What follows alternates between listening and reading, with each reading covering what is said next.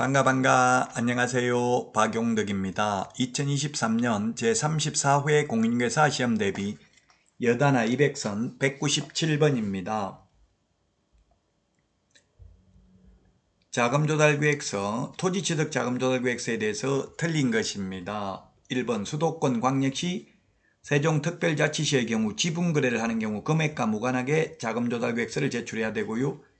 2번 수도권 광역시 세종특별자치시에서 지분거래가 아닌 경우 1억 이상 토지를 취득하는 경우 자금조달계획서를 제출해야 되고요. 3번 사용승인을 받은 건축물이 있는 필지가격은 제외하고요. 4번 수도권 광역시 세종특별자치시 외의 경우 지분거래를 하는 경우에는 금액과 무관하게 X입니다. 수도권 외의 지역은 지분거래든 비지분거래든 모두 6억 이상인 경우만 토지취득 자금조달계획서를 제출하면 되겠습니다. 그래서 4번이 틀렸고요. 5번 수도권 광역시 세종특별자치시 외의 경우 6억 이상 토지를 취득하는 경우에만 자금조달계획서 제출하면 되겠습니다.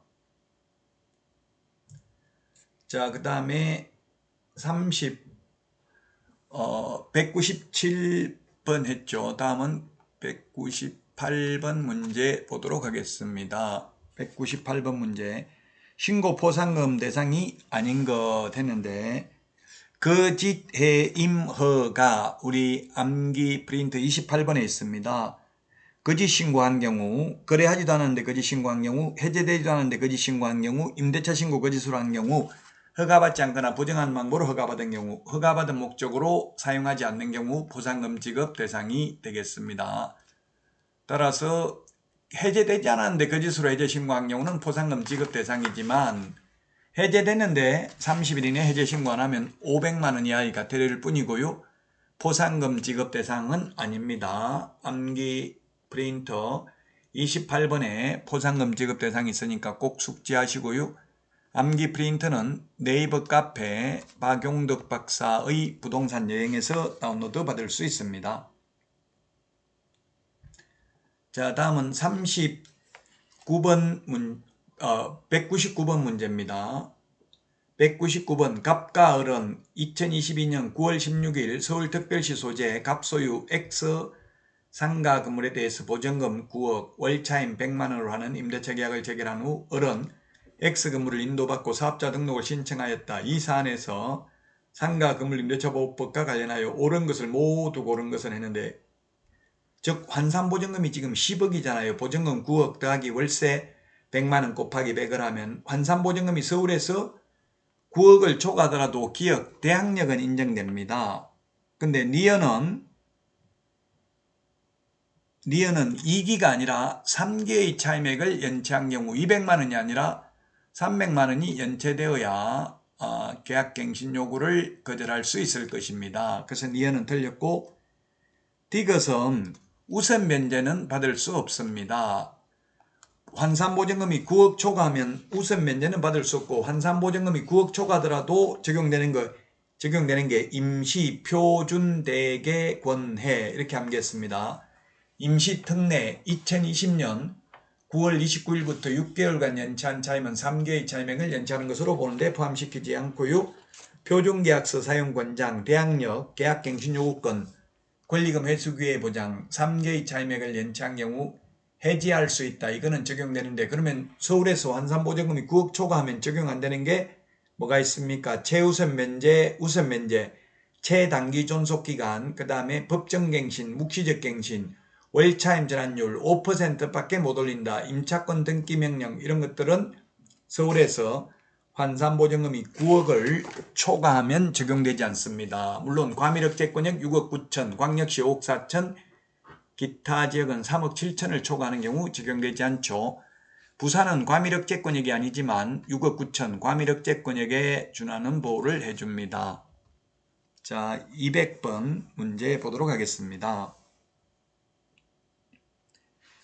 틀린 것인데, 자격정지, 업무정지 구체적 기준은 국토부령에서 정하고 있고요. 과태료의 구체적 기준은 대통령령에서 규정하고 있습니다.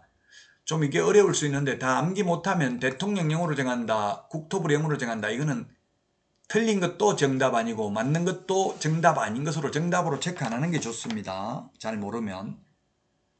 자, 그 다음에 개업공개사 등은 이중소속이 될 수 있다 했으니까 틀렸네요. 이중소속 될 수 없습니다. 이게 소위 이중소속이죠. 개업공개사 등이라고 하면 개업공개사, 소속공개사, 중개보조원, 법인의 임원사원 모두 다 해당되겠습니다. 3번 분사무소는 주된 사무소의 소재지가 속한 시군구를 제외한 시군구별로 설치하되 시군구별로 일개소를 족할 수 없습니다.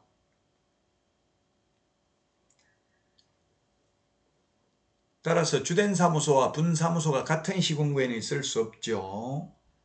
4번 협회는 공제사업 운영 실적을 매 회계연도 종료 후 3개월 이내에 일간신문 또는 협회보에 공시하고 협회 인터넷 홈페이지에도 게시를 해야 됩니다.